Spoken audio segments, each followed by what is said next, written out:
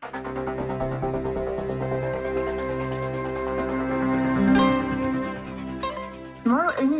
place where we had to change clothes was by our bed, with 3 CCTVs in front of us. Every young person who ends up there carries the hurt with them for the rest of their lives.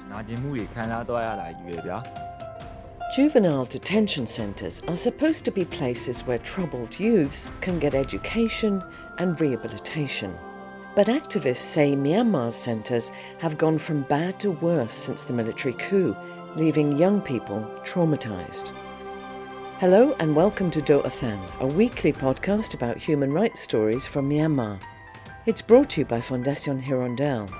This episode is produced by a Frontier Myanmar journalist. Names and voices may have been changed to protect contributors.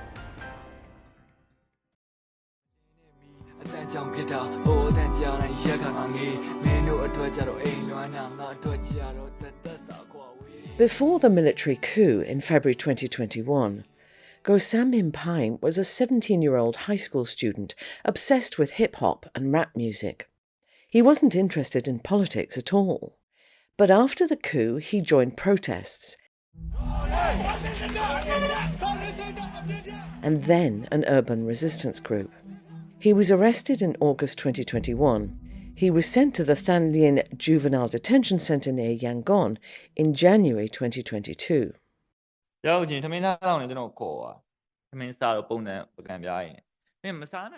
took me straight to the dining hall when I arrived. The meals were served on trays and the rice was rough. I couldn't eat it. The chicken tasted like it was just boiled in water. That's when the nightmare started. When we went to the sleeping quarters, we were told to scale down, which meant everyone had to look down. The leader came in with a steel pipe and started hitting people on the head or thigh whenever he felt like it. If one person made a mistake, everyone got beaten.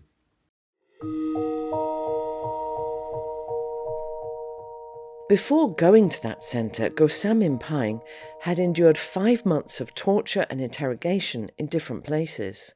For the first month he was with his older friends, but then they left and he had to fend for himself in a police station. He says it was like hell, but he says the detention centre turned out to be as bad, if not worse. They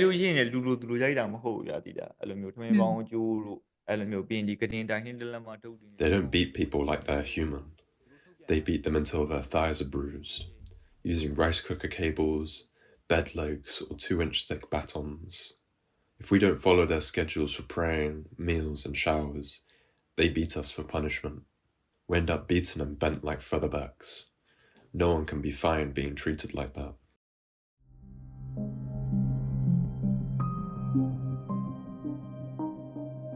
Min certainly wasn't fine with it. He was held for 9 months in Mandalay Juvenile Centre when he was still under 18. He was then transferred to Obo Prison, which has a notorious reputation. But he says Obo was actually an easier experience.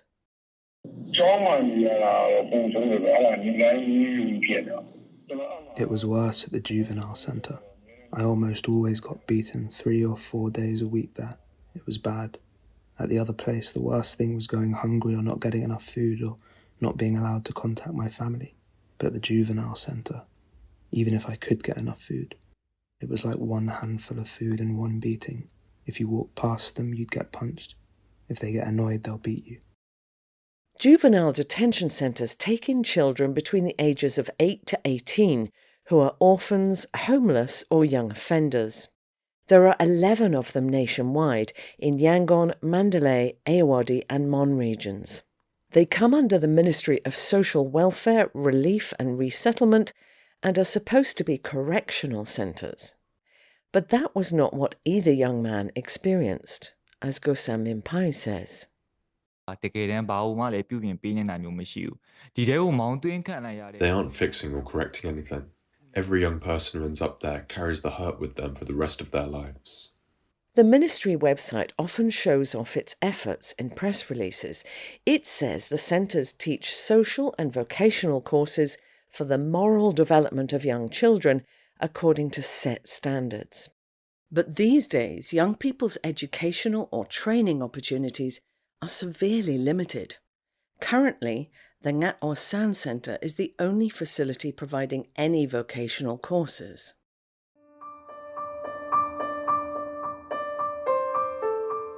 The Political Prisoners Network Myanmar, or PPNM, monitors human rights violations in prisons.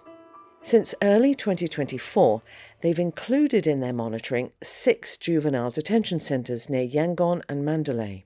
According to their research, children's rights and basic prisoners' rights are being violated in all of these institutions. Spokesperson Doh said he's heard of detention centre staff getting drunk and beating youths, and he says the general conditions in these centres are very similar to those found in prisons.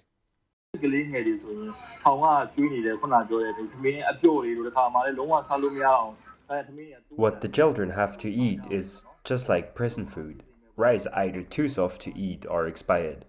There is almost no meat in the curry to nourish the kids. The lack of proper food affects their health. There is also not enough medical care. Each kid only gets about 1.5 feet of space to sleep. In the summer, there is not enough water, which causes skin problems like hives. Doh says conditions in juvenile detention centres have got worse since the coup, but they were never great. Dr. Aaron is a counsellor now providing psychosocial support under the NUG's Ministry of Humanitarian Affairs and Disaster Management. But between 2014 to 18, he visited 3 juvenile centres in Yangon for research purposes. He observed that even then the conditions were bad and the centres didn't fulfil their role of positively changing young people's attitudes. There wasn't enough opportunity for education. The children couldn't study subjects appropriate for their ages. Hygiene was poor, and there was no soap or buckets in the toilets and bathrooms. There weren't enough bed sheets and pillows for the sleeping areas. Even though there was a classroom schedule, they didn't really teach properly. The kids mostly did labor, like gardening and weeding.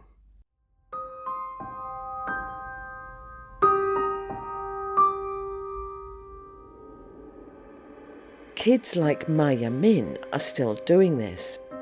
She was just 16 when she was arrested for taking part in an anti-coup protest in Yangon and charged under Section 505A. She spent a week at the Bahan Women's Training Centre. The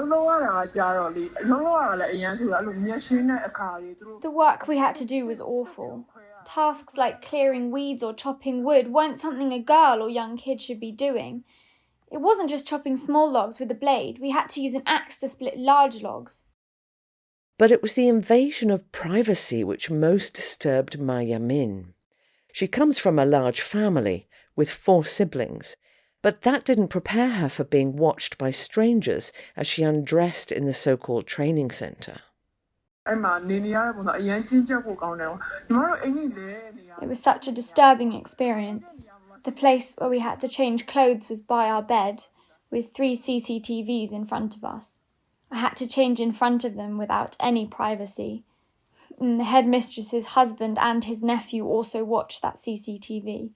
I feel suffocated just thinking about it.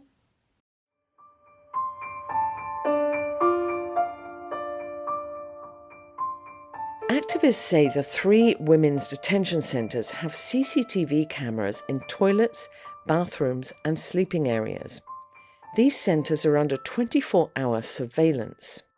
And if they don't follow orders, the girls are subject to harsh punishments.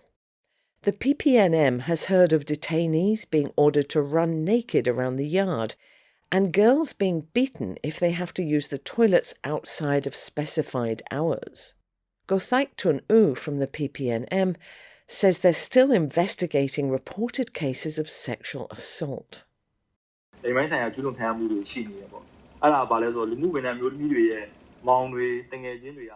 have been cases of sexual assaults at the centre. Sometimes the brothers and friends of the women social workers come along during checks. They sometimes do an internal search to check the young women. We're still trying to figure out exactly what kind of sexual assaults are happening. They also tease and catcall the young women. On top of that, the prison can provide monthly pats, so it's tough for the young women when they have their periods. Figures from the Assistance Association for Political Prisoners suggest there are 336 children between the age of 6 and 18 arrested for political reasons since the coup who are still being detained. The PPNM estimates there are at least 400 young political prisoners in just the 6 centres they monitor. Myanmar is a signatory to the UN Convention on the Rights of the Child. This should give children the right to protection from harmful work, from violence, exploitation and abuse. Article 37 specifies that children accused of breaking the law should not be treated cruelly or tortured.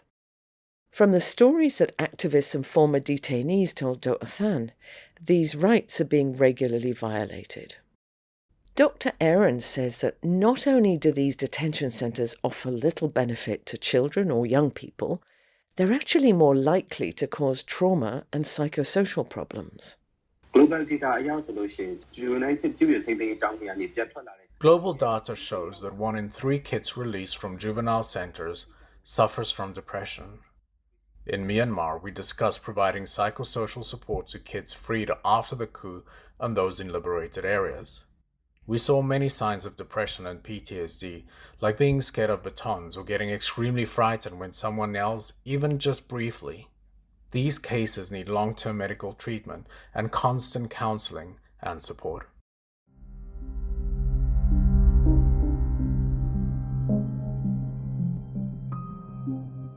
San Min Paing was in the Than Lien Centre for 9 months. He and his friends earned the trust of the staff and were given the responsibility of being watchmen.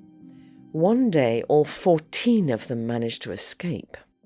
About a week later, in a case that made the news, San Min Paing's parents were shot and killed at their home.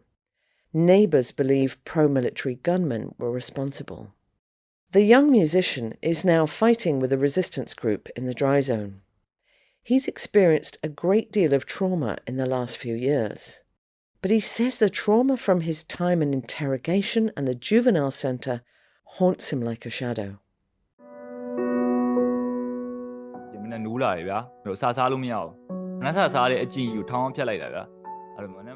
When I wake up in the morning, I can't eat. The centre ruined my habit of eating breakfast. The rice we got for breakfast was always bad, so now I can't eat in the morning. I can't eat at night. The prison images are stuck in my mind. Even when I look at a wall, my thoughts go back to being beaten in the juvenile centre.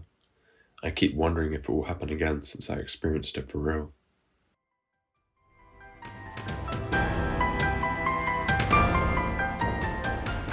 Thanks for listening to this edition of Doh Athan. We'd welcome your feedback on social media. And please subscribe to or follow our pages. This project on human rights reporting is supported by Fondation Hirondelle with the help of our donors. You can listen to our podcasts via the Doh Athan Facebook page. They can also be found on SoundCloud, YouTube, iTunes, Spotify and Telegram. You can also listen every Saturday night from 9 to 10 p.m. and Sunday morning from 6 to 7 a.m. on Voice of America Radio. Please tune in again next week.